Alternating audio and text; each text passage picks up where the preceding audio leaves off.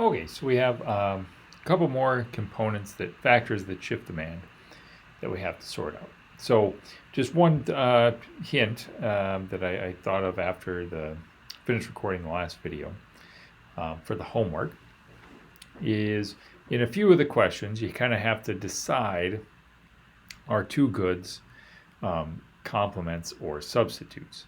And so you just kind of have to use your best intuition. So I think there's a question about pens and paper, whether those are substitutes or complements. I think you can guess which one those are. And there's another one, a question about demand for cars related to something regarding prices of gasoline. And so in those questions, you're being really asked to decide, are these substitutes or complements, right? So cars and gas are complementary goods, right?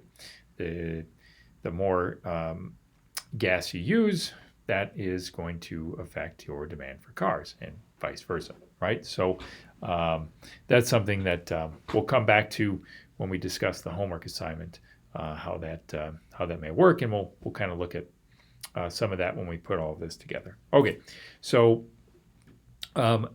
this next one, number and scale of buyers, is really very straightforward. So number and scale of buyers is simply just looking at market demand. That's all we mean there. Right, so more buyers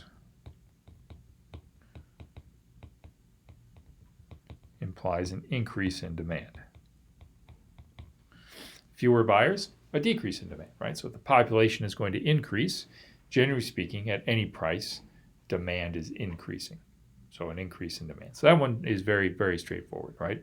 More buyers, more demand, less buyers, less demand. So the last one, buyers' beliefs about the future. And here we mean about the future price of the good. So, let's take a new TV technology. Right, so let's say they come out with they've tried it before. Let's say they come out with a new virtual reality TV. Right, and so it's brand new. And what we expect is that today the price is probably going to be relatively high, but with new technologies, I sort of expect that the price is going to decrease, right? So if this was selling for $4,000 today, the quantity demanded would be relatively low. Why is that? It's because I expect that the price is going to decrease in the future. So if you expect the price to decrease in the future, then demand today is going to go down. I want to buy less of them today and more of them in the future.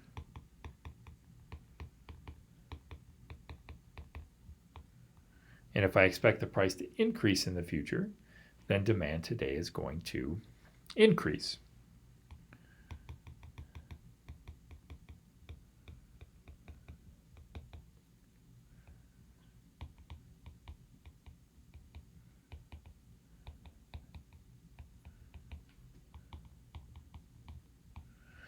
Right, so you see this type of thing with the price of plane tickets.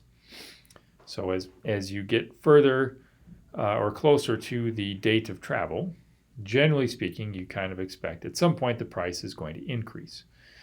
Right, so if I go from 1 month to 1 week before the date of travel, 1 week before I expect the price of the flight is going to be higher. So demand 4 weeks before the date is going to be higher given that fact, right? So that's why more people buy plane tickets 4 weeks before the date of travel and fewer 1 week before. Why? It's based on when I expect the price to be higher or lower, and that increases or decreases demand. All right, so just to kind of go back to the questions I posed at the beginning. So go back and look at your responses, right? Demand for Snickers bars. If I learn that sugar is bad for me, demand for Snickers bars is going to go down. I have a less preference for Snickers bars now. My demand is going to shift to the left. You win the lottery. Now, it depends, right? So my income has gone up. Is Snickers a normal or an inferior good? I'm going to assume it's a normal good, which means that demand for Snickers will increase. I have more income. I'm willing to buy more Snickers bars. Now, you could argue and say Snickers is an inferior good. That's fine. Then demand would decrease if it was an inferior good when your income went up. Now, the price of a Mars bar goes down. Now, that is a substitute good.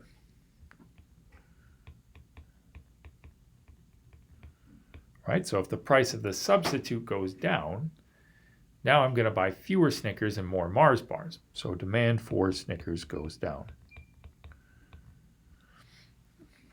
Now this next one, number 4, has to do with the number of buyers.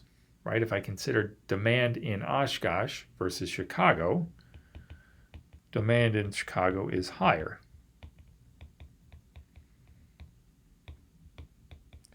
All else the same. Why? Because there's more people there, right? So the market demand curve is further to the right than it is in Oshkosh. We have fewer people. The last one are expectations about the future. You believe there will be a sale on Snickers bars next week. What happens to demand today? So I am expecting the price to go down.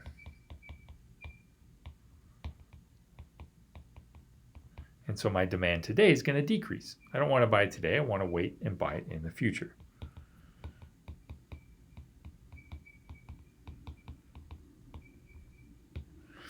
Right? So there's some simple examples. We've gone through everything that shifts demand. I know when I first learned this, it can be very overwhelming. And you just kind of have to gradually practice these and the homework assignments we get at a lot of the various shifts in demand. And with that practice, you'll get the hang of it, and we'll be ready to add supply in the next section.